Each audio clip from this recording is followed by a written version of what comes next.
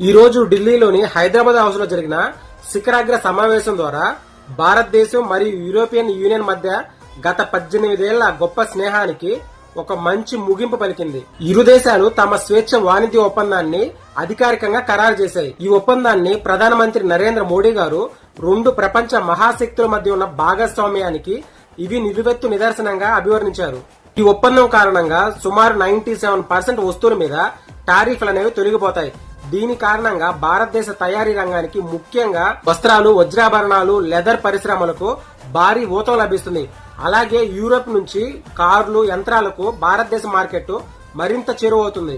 ఒప్పందం అనేది వాణిజ్య పరంగానే కాకుండా వ్యూహాత్మకంగా ఎంతో ప్రాధాన్యత సంతరించుకుంది. ఇరు దేశాల మధ్య భద్రత మరియు రక్షణ వ్యవస్థల మధ్య కూడా ఈ ఒప్పందాల మధ్య అధికారికంగా సంతకాలు జరిగాయి. దీని కారణంగా ఈ ఒప్పందం మరింత క్రియాశీలకంగా మారింది. ఈ ఒప్పందం అనేది ప్రపంచ ఆర్థిక, భౌగోళిక, రాజకీయ అనిశ్చితకు ఒక గొప్ప కవచంగా దీన్ని పేర్కొన్నారు. ఈ ఒప్పందం ద్వారా భారతదేశంలో సుమారు 140 కోట్ల మందికి, యూరోప్ లోని కోట్లాది మంది జనాలకు సమృద్ధి మరియు అభివృద్ధి లభించే అవకాశాలు చాలా మెండుగా కనిపిస్తున్నాయి. భారతదేశ ఆర్థిక ప్రయోజనాలతో పాటు అమెరికా కూడా చిక్ పెట్టే విధంగా ఈ ఒప్పందం ఉంది.